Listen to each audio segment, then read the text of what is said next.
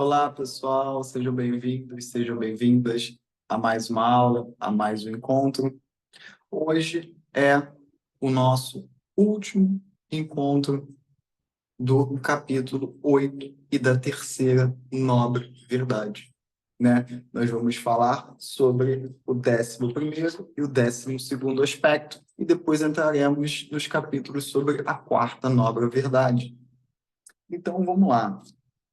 O 11º tópico é conhecido como especialmente supremo ou extraordinário. Nesse nível, transcendemos ambos, o samsara e o nirvana. Não nos misturamos à neurose samsárica, mas também transcendemos o potencial da neurose nirvânica. Esse tópico parece ter sido inserido pelos seguidores do Mahayana. Nirvana significa permanecer na paz e na abertura. E samsara significa viver em nossa própria neurose. Ao alcançar o Gokpa absoluto, especialmente a cessação suprema, finalmente temos a habilidade de refrear-nos de permanecer tanto tempo no samsara e também no nirvana. Este tópico tem a cor do Mahayana. A versão Hinayana pura não menciona não permanecer no Nirvana, uma vez que essa é a sua meta. Ou seja, esse tópico de transcender tanto o Samsara quanto o Nirvana, eu acho que o Mahayana, a escola do Mahayana, fala sobre transcender a dualidade, né? Porque o Nirvana é o oposto complementar do Samsara, né? Neurose completa, paz absoluta. Então, quando você, inclusive, transcende a dualidade, esse jogo dual, esse tópico de especialmente supremo.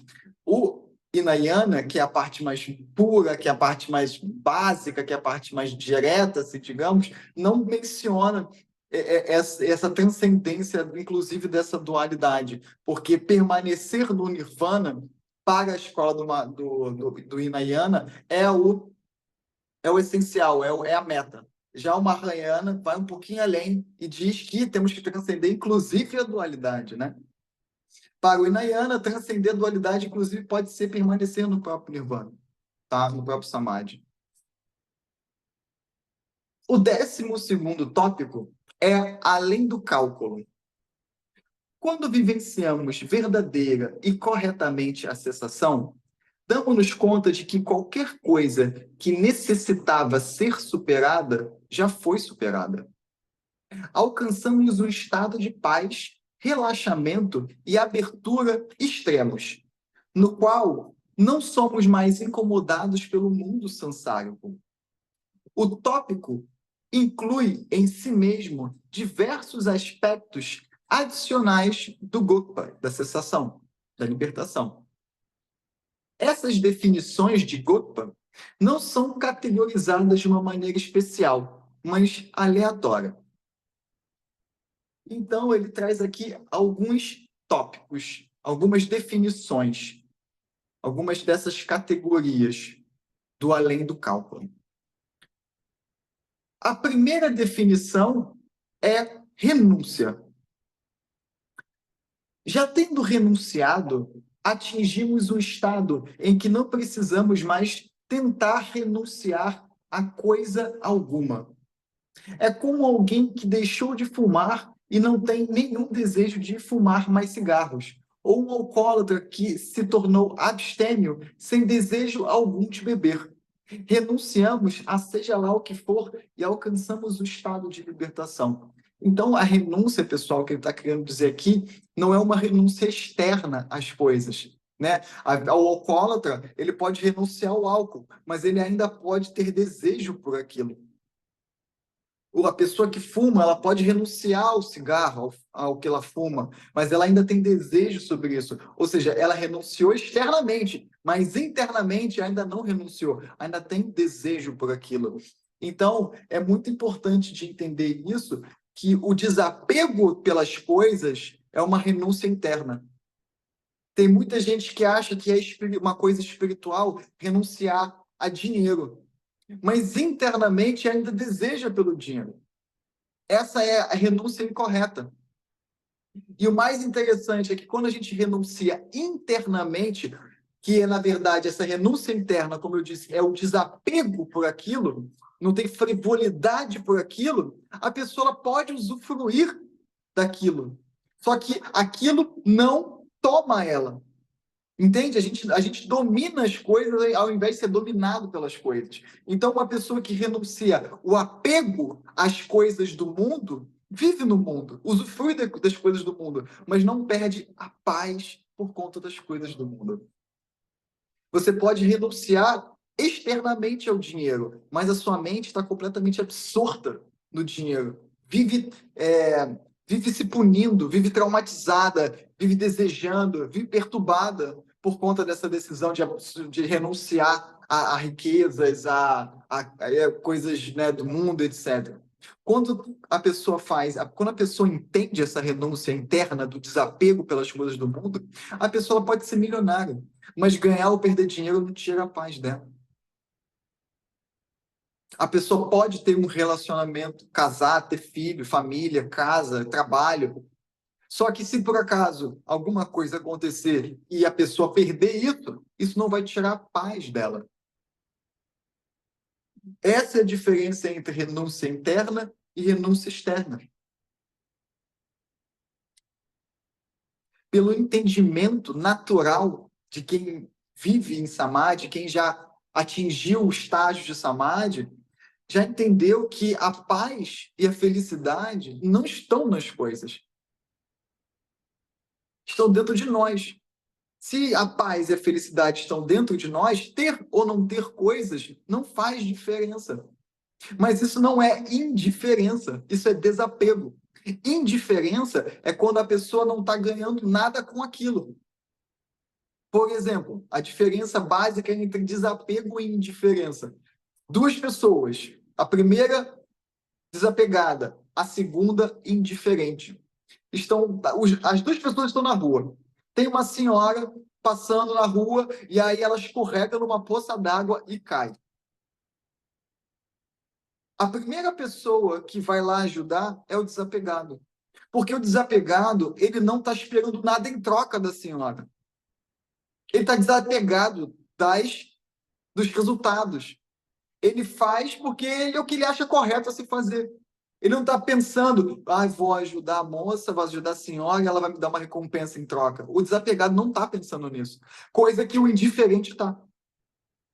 A senhora cai, o indiferente olha, o que eu vou ganhar ajudando aquela senhora? Se o indiferente vê que ele não, se o indiferente vê que ele não vai ganhar nada, ele não ajuda. Então a pessoa indiferente, ela só é indiferente quando ela não está vendo um benefício naquilo. Porque quando uma pessoa indiferente vê que ela vai ganhar alguma coisa ao fazer, ela é a primeira a fazer. As pessoas indiferentes, elas só são indiferentes quando os seus próprios desejos estão em jogo. Quando tem desejo em jogo, o indiferente ele não é indiferente.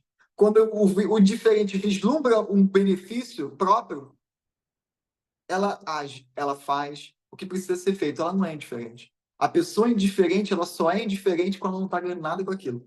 A pessoa desapegada, não. Ela faz ganhando ou não ganhando. Ela não está pensando se ela vai ganhar ou não. Ela está fazendo aquilo que ela acha que é o certo a se fazer.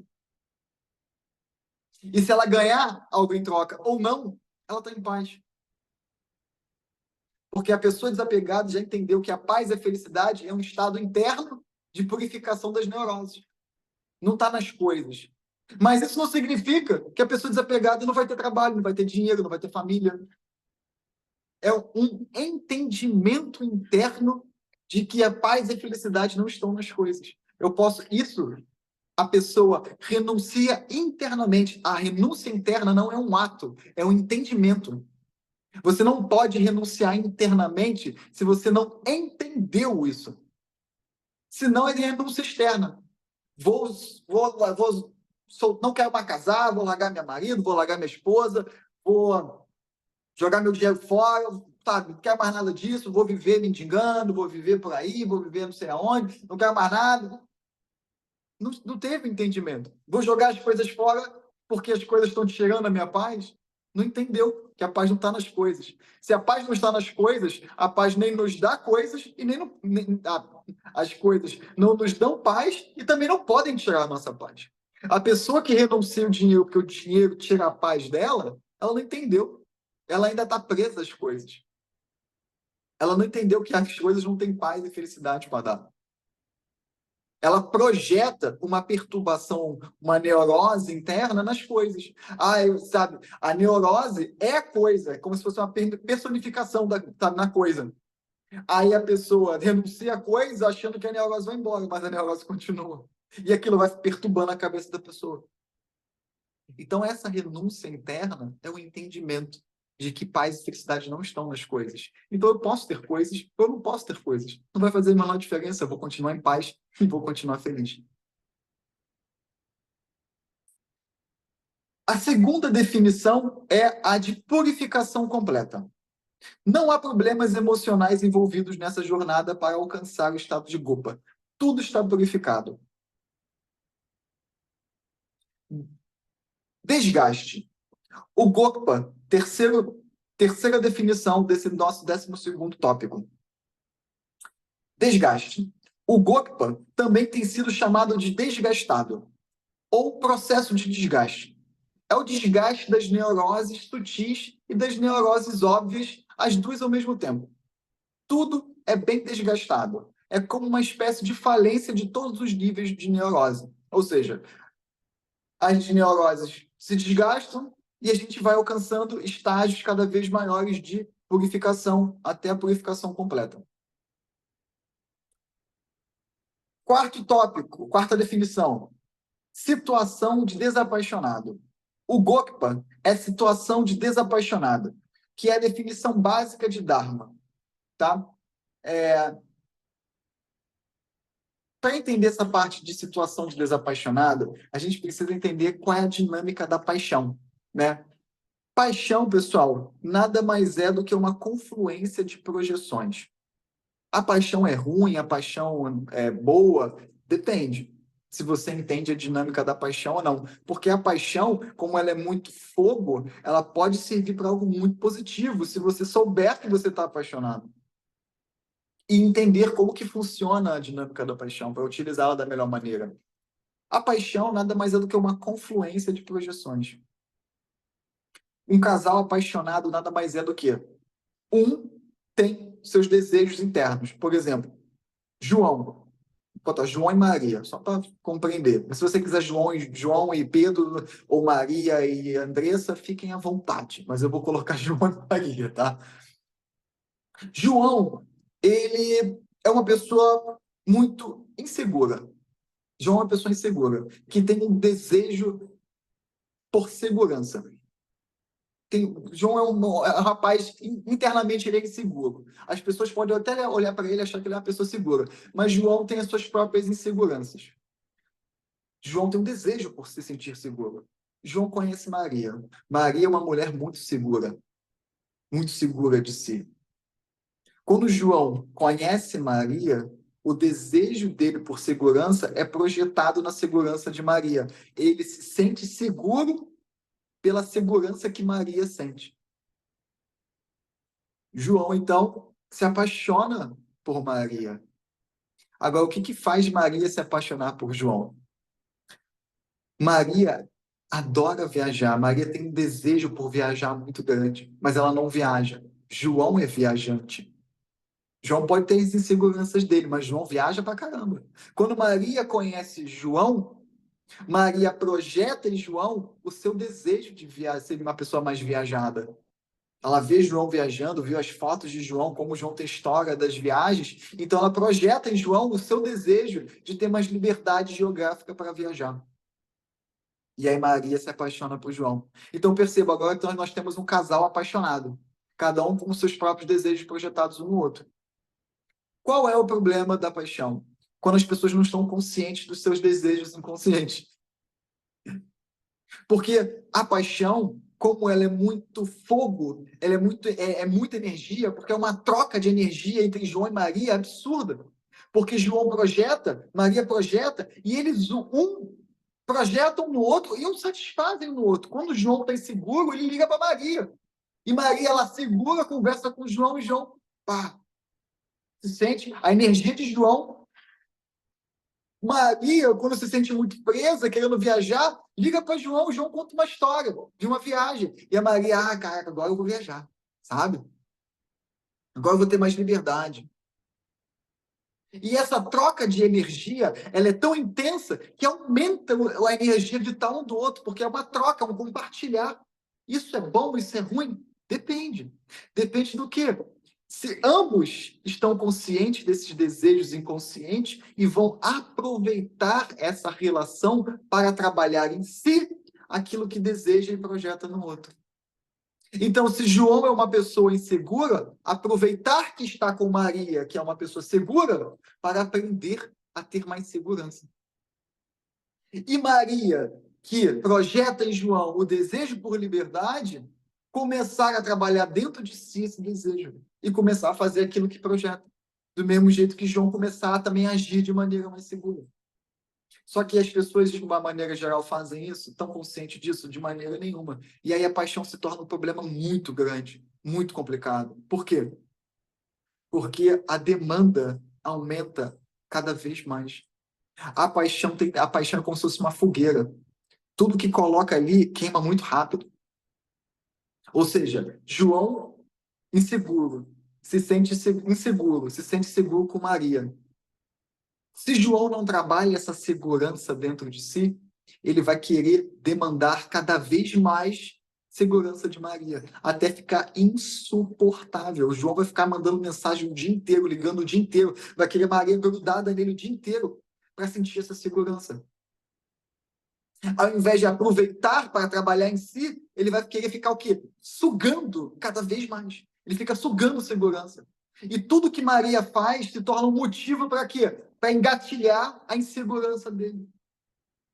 E aí ele fica demandando cada vez mais. Passa uma semana, duas, um mês, 2 meses, 3 meses. Maria não aguenta mais o João inseguro enchendo o saco dela. Parece que está sugando a energia dela. Porque o João está sugando a energia dela. Sugando a energia o quê? De segurança dela.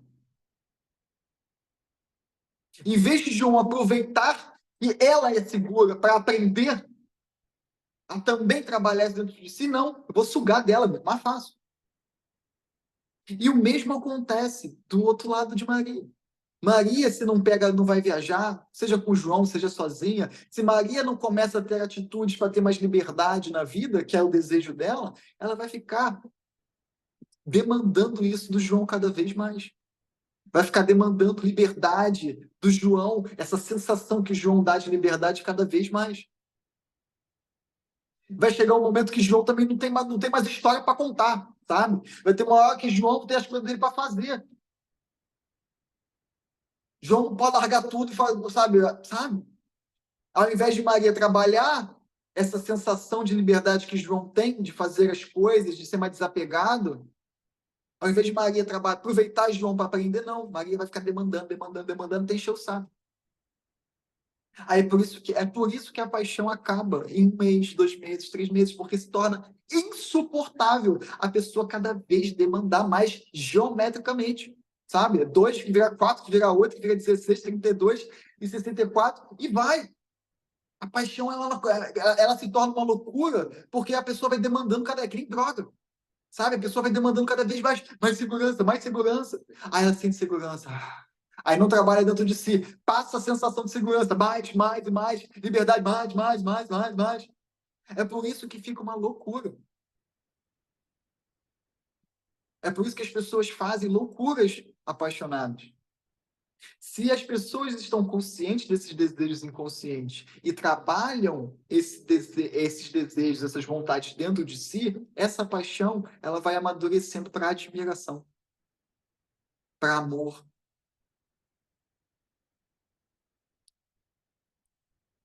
Porque agora eu me sinto, João se sente seguro, Maria tem liberdade dentro delas. Então eles começam a admirar um no outro as características que agora eles têm. Essa paixão de ele tem o que eu quero se torna ele tem o que eu também tenho. E aí vira admiração, vira amor. E o interessante é que a paixão ela não deixa de existir, ela se transforma. A intensidade da paixão, ela pode diminuir um pouquinho, mas essa mesma intensidade, ela se torna lúcida. Não é uma intensidade louca. É quando a gente olha para uma pessoa, realmente a gente está apaixonado por ela, mas não é aquela paixão louca, desmedida. É uma paixão que se transforma em admiração. A paixão, quando ela amadurece para a admiração, ela mantém a mesma intensidade. Só que agora ela é lúcida, ela é madura, a mesma intensidade. Sabe aqueles casais que se olham apaixonadamente, mas você vê que eles não têm uma loucura, loucura mesmo, sabe? Não tem uma demanda excessiva um com o outro, mas é o mesmo olhar, é a mesma intensidade no olhar, no toque, na fala. A paixão desenvolveu, a paixão amadureceu, ficou mais sutil e se transformou em admiração. Então, essa situação de desapaixonado é isso. É quando a gente já entende que tudo está dentro de nós. A gente não tem mais essa intensidade louca pelas coisas do mundo. A gente pode até admirar as pessoas, admirar as coisas do mundo, mas a gente não tem mais esse apego por elas, no sentido de eu não preciso que as coisas do mundo me dêem mais nada, porque eu já tenho tudo trabalhado dentro de mim. Eu admiro o mundo porque eu trabalhei o mundo dentro de mim. Eu não preciso mais sugar o nada do mundo. Agora eu estou aqui para servir ao mundo. Mundo, você já me deu tudo que eu precisava para eu trabalhar em mim, e agora o que você tem, eu tenho dentro de mim trabalhar. Então, eu não preciso nada mais que você me dê. Agora quem vai dar sou eu. E agora o mundo e a própria pessoa trocam. E é uma troca apaixonada. Só que apaixonada no sentido de admiração. A pessoa olha o mundo com um olhar de apaixonado, mas não pede nada no mundo, não demanda nada do mundo, porque tudo está trabalhado dentro dele. Isso que é essa situação de desapaixonado. Esse estado do corpo.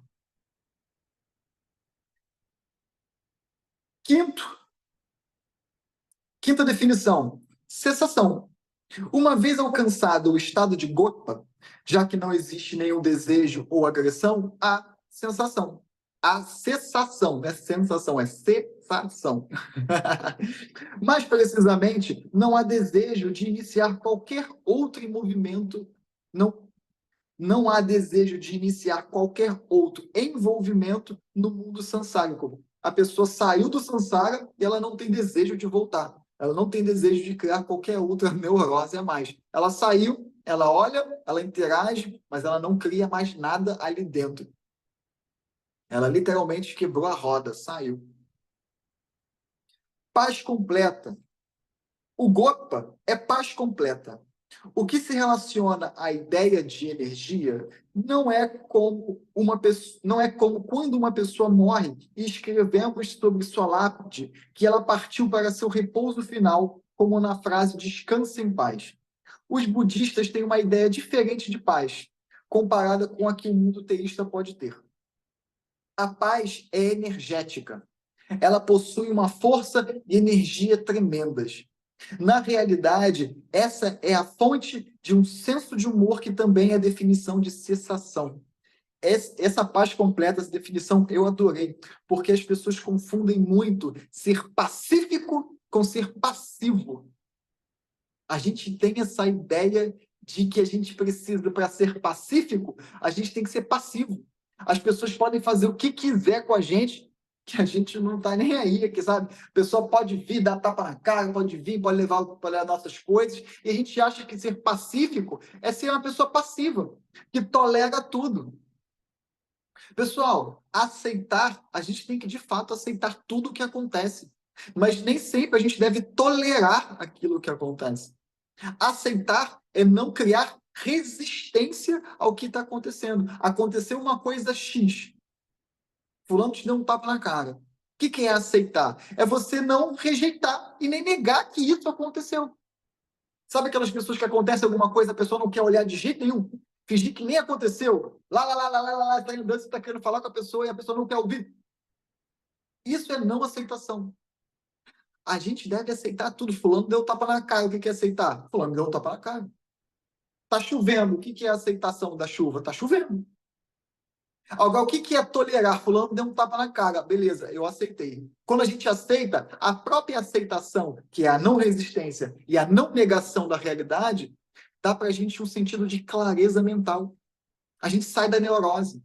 A neurose é exatamente essa negação ou resistência de lidar com a realidade como a realidade é. Então a pessoa me deu um tapa na cara. Beleza, aceitei que a pessoa me deu um tapa na cara. Isso vai me dar clareza mental, paz na mente, para eu agir a partir daí. Que pode ser o quê? Virar as costas e ir embora. Ir na polícia. A pessoa me dá outro tapa na cara, eu seguro a mão dela, me autopreservo, me protejo. Protejo as pessoas ao meu redor. Passividade não é ser pacífico, pessoal. Aceitar sempre. Tolerar nem sempre. Tá chovendo. Aceitação. Tá chovendo. O que é tolerar? Ficar em casa ou sair na chuva, levar um guarda-chuva. Imagina uma pessoa que está chovendo, a pessoa não tolera, não aceita que está chovendo. Não, não está chovendo.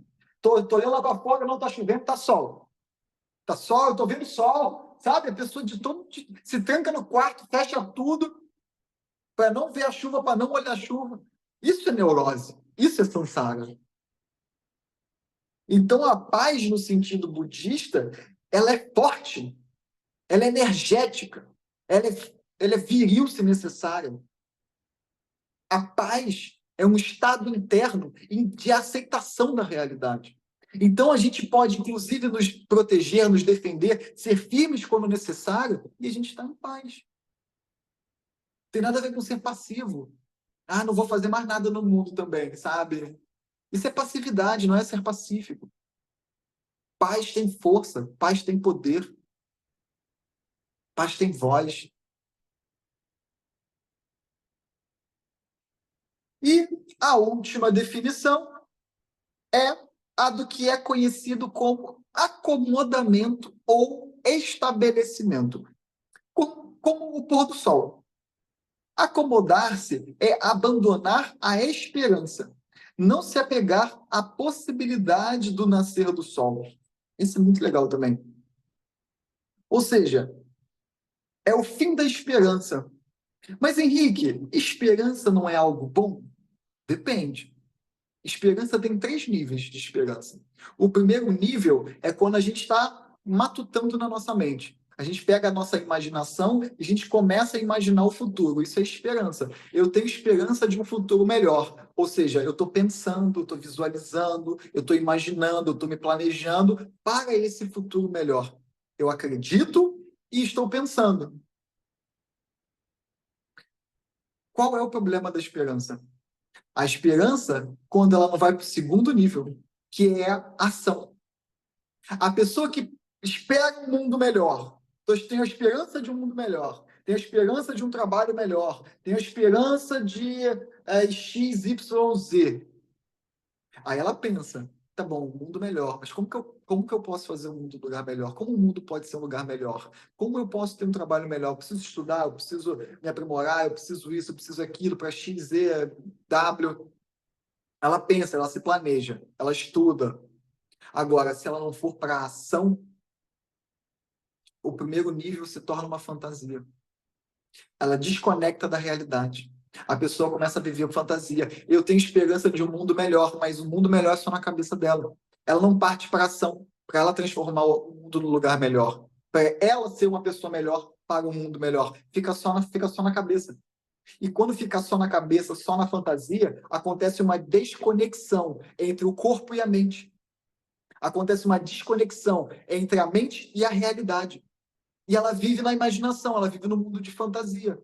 Ela sai na rua, o mundo não está num lugar melhor. Mas na mente dela, ela vive como se tivesse, sabe? Tá tudo lindo, tá tudo maravilhoso, sabe? Essa é a diferença entre viver de acordo com a realidade e você viver uma fantasia. A esperança, ela pode se tornar uma fantasia que a pessoa se desconecta da realidade totalmente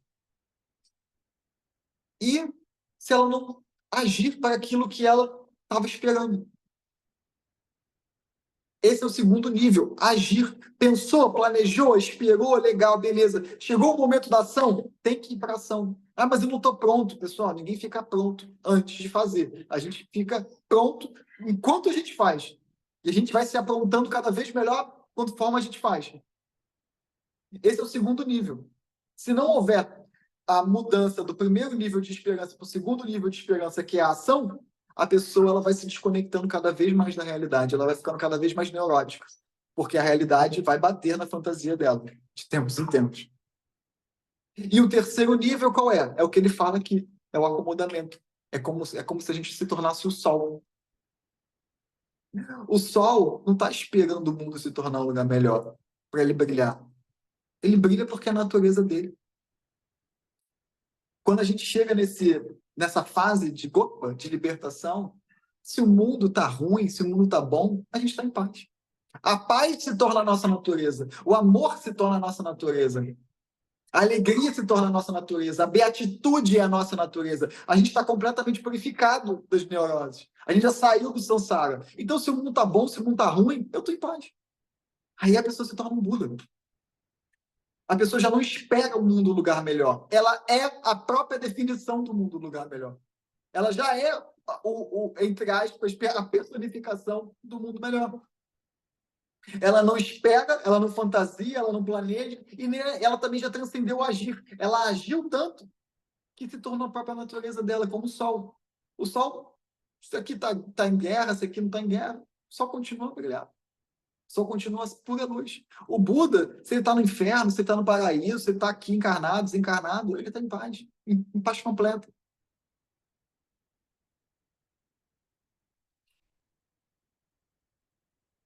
Esse último é como ele diz aqui: estamos abrindo mão inteiramente de todas as neuroses e dos problemas das 11 possibilidades anteriores. Tudo que a gente trabalhou até aqui finaliza aqui, nesse sol. Nós já somos aquilo que a gente queria anteriormente. A gente não precisa mais pensar nisso, planejar isso, imaginar isso, e muito menos pensar em agir, ou agir com esse tipo de finalidade. A gente não precisa mais agir para essa finalidade. Nós já somos. Agir assim, ser assim, é a nossa própria natureza. Esse é o estado final de Buda. É o estado de Buda. E para finalizar o nosso capítulo 8º, ao examinar a visão da cessação e as várias definições de Gopa, precisamos saber como poderíamos usar esses conceitos e ideias. No geral, cessação significa transcender o tumulto e os problemas da vida e a neurose que os acompanha. No entanto, esforçamos-nos tanto para transcender tudo isso que somos incapazes de fazê-lo. Olha que interessante. A gente se esforça tanto que se torna incapaz. Como assim? Vamos lá. Antes de mais nada, o próprio fato de tentarmos com tanto esforço é o que nos mete em confusão desde o começo. Portanto, com respeito à cessação, definitivamente o ponto mais importante é o 11º, especialmente supremo, a transcendência tanto do samsara como do nirvana. Ao transcender as duas possibilidades de confusão do samsara e do nirvana, transcendemos a própria cessação. Que interessante. A gente transcende, inclusive, o desejo pela libertação. A gente, inclusive, transcende a própria vontade de estar libertos. Podemos verdadeiramente alcançar a cessação se não temos envolvimento pessoal nela. Ou seja, quando a gente não busca a cessação por desejo à sensação. Mas então, o que a gente faz, Henrique? Vamos continuar. No entanto, quando queremos observar nossa própria cessação, estamos simplesmente acionando a roda do samsara de novo, em nome da liberdade. Voltamos ao primeiro e segundo nidanas, a ignorância e a ação volitiva. Mas quando já abandonamos qualquer estímulo de ego pessoal, começamos a obter a cessação correta. Ou seja, é o que eu já falei aqui diversas vezes, a gente não entra no caminho espiritual porque eu quero isso ou aquilo. Fazemos e entramos no caminho espiritual porque é a nossa própria natureza fazer, estar. A gente a maioria das pessoas ela entra no caminho espiritual e da meditação porque elas querem coisas para benefício próprio. Que geralmente é o quê? Aliviar o sofrimento para retornar aos padrões habituais. É aquela pessoa que ela está com dor de cabeça e ela entra ela entra na vida espiritual e na meditação porque ela quer aliviar os sintomas da dor de cabeça para ela continuar fazendo aquilo que cria dor de cabeça. Esse é o mundo sansaico de hoje, né? Por exemplo, beber faz mal, beber dá ressaca, beber destrói o corpo. Aí a pessoa, ao invés de ir na raiz do sofrimento para ver o porquê que ela vai buscar alegria, felicidade, segurança, etc., na bebida, o que o mundo sansaico faz? Cria um engove, né? Alivia o sofrimento, alivia o sintoma. Para quê? Para continuar bebendo. Esse é o mundo sansárico. Esse é um mundo sansárico da espiritualidade. As pessoas entram no caminho espiritual não porque é a própria natureza, elas não sentem a própria natureza. 99%, se não 100% das pessoas que entram no caminho espiritual, elas entram porque elas estão sofrendo e querem aliviar o seu próprio sofrimento e querem um alívio para isso, para voltar aos padrões habituais, né? Síndrome do antibiótico. Aliviou, volta a fazer o que estava fazendo antes. É o que a maioria das pessoas fazem. Pouquíssimas entendem e permanecem e aí entendem que o caminho espiritual, eu não estou aqui porque eu quero alguma coisa do caminho espiritual. Deus não é mordomo. Ah, eu estou no caminho espiritual porque eu quero benefícios de Deus, eu quero poderes sobrenaturais de Deus, eu quero. Não, eu estou aqui porque é a minha própria natureza. Eu sou espírito. Então é o caminho espiritual, o que é o caminho do autoconhecimento. E a pessoa não faz porque ela quer alguma coisa, porque é a própria natureza dela. Não existe um ego pessoal, não existe um benefício próprio a se desejar, a se buscar. A gente não pratica altruísmo para a gente querer karma positivo. A gente, ou porque dá prazer, eu vou ser altruísta porque me dá o maior prazer, sabe? A gente é altruísta por quê? Porque não tem outra possibilidade. A pessoa verdadeiramente altruísta, ela não é altruísta porque ela ganha alguma coisa em troca, seja karma positivo, seja prazer, porque ela não tem outra opção. Na mente dela não existe outra coisa no ser altruísta. A verdadeira pessoa altruísta, ela não faz tendo outras opções. Ela simplesmente faz porque é a natureza dela ser altruísta. Ela é uma pessoa desapegada, não é indiferente. A pessoa caiu na rua, não deixa eu pensar que se eu vou ganhar alguma coisa, se vai atrasar meu caminho, se vai aquilo, se vai aquilo. Não. Eu falo, por quê? Porque faz, porque é da natureza dela fazer. O caminho espiritual é a mesma coisa. Quando a gente entende isso, a gente não precisa nem mais sentar para meditar. A meditação se torna a nossa própria natureza. A gente não senta mais para praticar meditação. A gente não senta mais para, naquele momento, sentado de olhos fechados, a gente sai do samsara por um tempo, para depois voltar. O próprio estado meditativo se torna a nossa própria natureza. E a gente não faz isso por benefício. A gente faz porque é a nossa própria natureza. É ser, é totalmente ser. Então, a sensação correta é quando a gente começa a entender isso.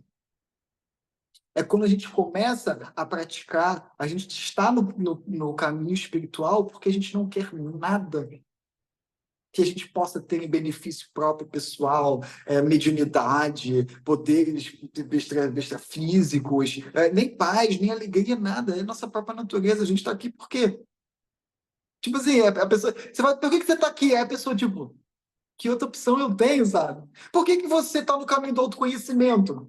Aí a pessoa, tipo, que outro caminho, que outro caminho eu teria, sabe? Essas são as pessoas puras de coração. Quando a gente pergunta, por exemplo, uma criança, por que você deu comida para o amiguinho? Aí a criança olha com uma cara, geralmente, né? A criança olha com uma cara de, porque estava com fome, sabe? E eu tenho comida, por que eu não vou dar? Isso geralmente é coisa de adulto, né? Com as suas neuroses. Geralmente, as pessoas puras de coração, elas fazem as coisas sem ter um porquê. As pessoas puras de coração, elas praticam meditação sem ter um porquê para isso. Elas estão em paz sem ter um porquê para isso. Elas fazem o bem sem ter um porquê para isso. Nossa, Henrique, por que você vive para querer viver em comunhão com Deus? Como assim? Que outra opção tenho, sabe? Por que você escolhe a luz? Sabe? Por que você... Pergunta para uma pessoa pura de coração, por que você faz o bem? E ela vai fazer uma cara de, Nem vem outra opção na cabeça dela. Sabe, fazer o mal? Mas por que eu faço o mal, sabe? Não tem, nem chega. Essa pessoa é um Buda. Essa pessoa é uma pessoa iluminada. Essa pessoa já está no estágio bem avançado de cessação. Já não tem mais neurose. Já não tem mais conflito interno. Ela simplesmente é como o sol. Ela simplesmente brilha. Ela é. E finalizamos o nosso capítulo 8º. Gratidão, pessoal, e até a próxima.